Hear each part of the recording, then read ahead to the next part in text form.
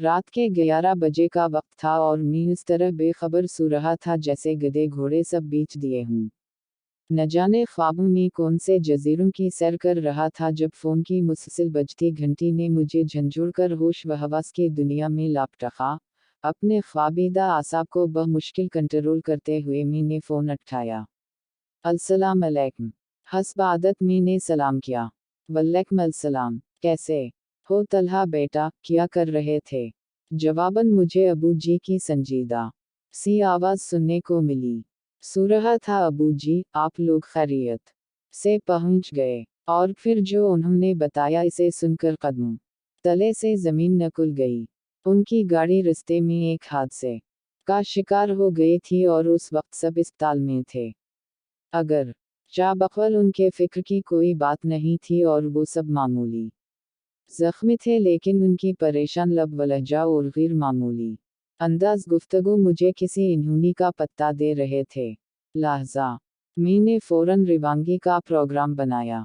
अगरचा अबू जी उस वक्त मुझे सफ़र से मना कर रहे थे, लेकिन मेरा रुकना अब नामुमकिन हो चुका था और दिल चाह रहा था कार करान के पास पहुंच जाऊं। मेरे वालिदैन, खाला, खालो, मेरी छोटी बहन सब करीबी रिश्तेदारों की शादी में शिरकत करने आज शाम ही हैदर आबाद रवाना हुए थे। मैं अपने इम्तहानात की वजह से घर पर रुक गया था। मेरी खाला और खालो हमारे घर से दोगलियां छोड़ कर ही रहते थे और हमारे उनसे बहुत खुशगवार मरासम थे।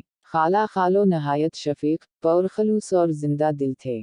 अल्लाह ताला ने उनको हर दुनियावी नमत से नवाजा था स्वाए औलाद के, लेकिन उन्होंने उस कमी को अपनी जिंदगी का रौब बनाने के बजाय तकदीर का लिखा जानकर उससे समझौता कर लिया था।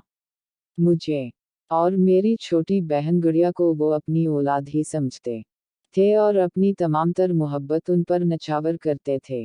नतीजतन हम दोनों भी उन्हीं वालिदैन जैसा ही मकाम देते थे। मी ने रात भर जाग के पेपर्स की तैयारी की थी। पेपर्स के बाद जब मैं घर आया तो सबके साथ इतना मसरूफ रहा कि वक्त गुजरने का पत्ता ही नहीं चला। शाम को जब सब मुझे ढेरों हदायतें देकर रवाना हुए तो मेरा थकन से बुरा हाल था। रात का खाना खा कर नमाज अदा करते ही मुझ पर नींद का उस कदर शदीद गलबा हवा के में लम्हों में गाफिल हो गया। फौरन ही तैयार होकर रवाना हो गया। वाल्द से मैंने अस्पताल का एड्रेस ले लिया था। तकरीबन 3 घंटे का रास्ता था। जब मैं घर से रवाना हुआ था तो हल्की हल्की बूंदा बांदिए शुरू हो चुकी थी। कराची में तो रातें जागती हैं, लहजा काफी देर तक मुझे तन्हाई का एहसास नहीं हुआ। रास्ते रोशन थे और लोग भी घूमते फिरते नजर आ रहे थे। आधे घंटे बाद बूंदा बांदी ने मौसलाधार बारिश की शक्ल अख्तियार कर ली। अब तक मैं शहर से भी काफी दूर आ चुका था, लहजा ट्रैफिक भी बहुत कम हो गया था। कभी कभार कोई एकादुका गाड़ी नजर आ जाती थी। अगरचा गाड़ी के वाइपर मुसलसल चल रहे थे, लेकिन तेज बारिश के बावस बाहर धुंधलासा नजर आ रहा था। थोड़े थोड़े फासले पर लगे स्ट्रीट लैंप अपनी मध्यम सी रोशनी से तारीकी को शिकस्त देने की नाकाम कोशिश कर रहे थे। सड़क पर दोनों तरफ घने दरख्तों ने रही सही रोशनी को भी नगल लिया था। अगर शामी फितरतन काफी दिलेर और निडर था, लेकिन तन्हाई और तारीकी की हैबत मुझ पर तारी होती जा रही थी और मैं सफर के बखैरियत तमाम होने की दा कर रहा था। लम्हा भर को बिजली चमकती तो पूरा मंजर वाज़ हो जाता था। बड़े बड़े दरख्त तेज हवा से हिलते हुए मुख्तलिफ शक्लें अख्तियार कर रहे थे। कभी कभी तो यूं लगता जैसे खून आशाम चुड़ैली मुझे इशारे से अपनी तरफ बुला रही हूँ। अचानक बिजली चमकी तो मुझे दूर सड़क पर आइन दरमियान में एक इंसानी हियोला खड़ा हुआ नजर आया, जो जोर जोर से हाथ हिलाकर गाड़ी रोकने की इस्तदा कर रहा था। पहले तो मैं इसे कोई चौरा चुका समझा जो मुझे रोककर लौटना चाह रहा था। फिर अचानक मेरे जहन में बचपन से सुनी हुई वो तमाम डरावनी कहानियां दराईं जिनमें आसिब मुख्तलिफ रूप अख्तियार करके मुसाफिरों को तंग करते हैं। ये सोच कर मेरे रोंगटे खड़े हो गए।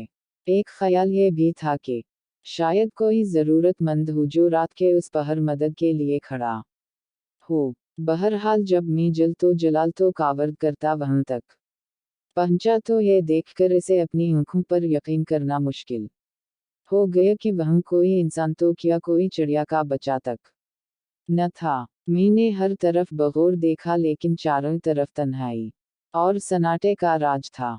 खौफ से मेरा बुरा हाल हो गया और मैं इंधाधुंध गाड़ी भिगाते हुए चला गया। अभी मैं थोड़ी दूर ही गया था कि अचानक किसी ने पीछे से मेरे कंधे पर हाथ रखा। मेरा ऊपर का सांस ऊपर और नीचे का सांस नीचे रह गया और दिल तूफानी रफ्तार से धड़कने लगा। वह मुश्किल मैंने पीछे मुड़कर देखा तो मुझे यूं महसूस हवा जैसे पछली सीट पर बालों का एक बहुत बड़ा सा ढेर धरा हवा है। न जाने वो अल्लाह की कौन सी मखलूक थी जो साइज में इंसान से भी बड़ी थी लेकिन मुकम्मल तौर पर बालों से ढी हुई थी। सिर्फ उसकी सुर्ख खौफनाक आंखें और हाथ पांव के लंबे लंबे और मड़े हुए नाखन नजर आ रहे थे। वो अपनी लाल लाल डरावनी आंखों से नहायत गुस्से में तलहा को घूर रही थी। दाश्त से तलहा की आंखें पट्टी की पट्टी रह गईं और दिल अचकर हल्लुक में आ गया। सांस सेने में अटकने लगा और हाथ पांव सनसनाने लगे। उससे हरकत करना महाल था। बड़ी मुश्किल से मैं ने अपने हवास मजतमा किए और ज़र्ल कुरानी आयत का विर्द करते हुए गाड़ी को तूफानी रफ्तार से भिगा दिया। थोड़ी देर बाद मुझे महसूस हवा का पछली सीट खाली हो गई है। मैं ने शीशे से पछली सीट पर देखा तो वो आसिफ वहां से जा चुका था। अभी वो पूरी तरह सुकून का सांस भी न ले पाया था। इसे यूं लगा जैसे गाड़ी धीरे धीरे नहायत वजनी होती जा रही है और इसे चलाना नामुमकिन होता जा रहा था। जिस गाड़ी को मैं जहाज की तरह अड़ा रहा था अब गधा गाड़ी की तरह घसटने से भी इनकार ये थी। अभी मैं इसी शिशव पंच में मुबतला था पीछे से एक खौफनाक काका सुनाई दिया। ऐसी दाश्तज़दा कर देने वाली आवाज़ मैंने अपनी पूरी जिंदगी में पहले कभी नहीं सुनी थी।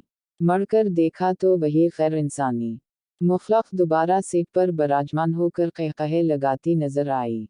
उसकी टांगें इतनी लंबी हो चुकी थीं कि उसने गाड़ी की खिड़की से बाहर लटका रखी थीं और पांव सड़क पर घसीट रहे थे। इसी वजह से गाड़ी को आगे बढ़ाना मुश्किल हो रहा था। ये देखकर मेरी रीढ़ की हड्डी में खौफ की लहर दौड़ गई और मैंने आवाज़ बुलंद कुरानी आयत और आयत अल कुर्सी पढ़ना शुरू कर दी। थोड़ी देर बाद गाड़ी फिर हल्की होकर तेजी से रमदम हो गई। उसके बाद गाहे बगाहे ये तमाशा चलता रहा। कभी वो बुला पीछे और कभी आगे मेरे साथ वाली सीट पर नजर आती। कभी कहकहे लगाना शुरू कर देती और कभी नहायत गुस्से से मुझे घूरती रहती। मैंने दम कावर जारी रखा और तेजी से गाड़ी भिगाता रहा।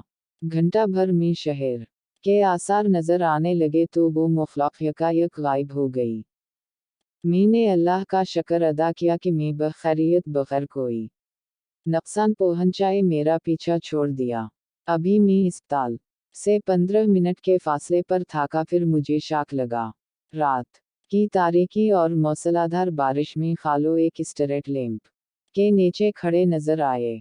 मैंने ब्रेक पर पांव दबाया तो गाड़ी सड़क पर दूर तक घसटती चली गई। खालो तेज तेज चलते हुए आए और फ्रंट सीट का दरवाज़ा खोलकर मेरे साथ बैठ गए। इतनी तेज बारिश में खड़े होने के बावजूद उनका लिबास बिल्कुल खुश्क था। मैंने नहायत हैरत से उनसे पूछा कि वो यहाँ क्या कर रहे थे तो उन्होंने धीरे से कहा, बस बेटा, यूनाई खड़ा था। वो बिल्कुल गुमसम और खोए खोए से थे। बातों के इंतहाई शौकीन और बात बात पर जोर से कहकहे लगाने वाले खालो बिल्कुल खामोश थे। सोच सोच कर वह मुश्किल चंद अल्फाज अदा कर रहे थे।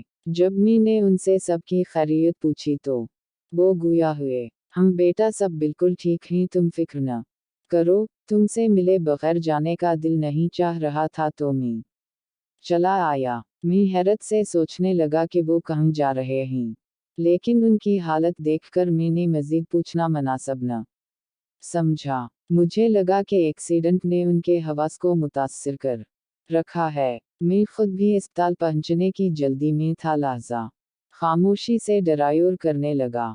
जब पार्किंग में पहुंचकर मैं उतरने लगा तो ये देखकर मेरी स्टी गुम हो गई कि बराबर वाली सीट खाली थी। मैं तेजी से अस्पताल में दाखिल हुआ तो सामने ही मेरे वालिद नहायत दिलगरफ्ता हालत में खड़े नजर आए।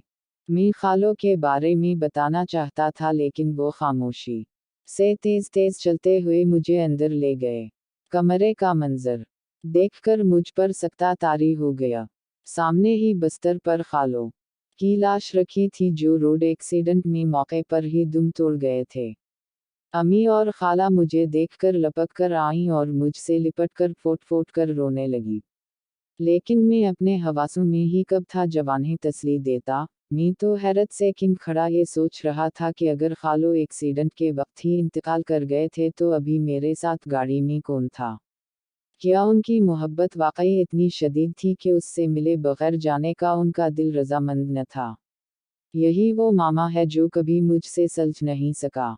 मज़ीद ऐसी ही सच्ची कहानियों के लिए चैनल को सब्सक्राइब करें और वीडियो को लाइक करना न भूलें। अपना बहुत सा ख्याल रखिए। इजाज़त दीजिए। अल्लाह हाफिज़।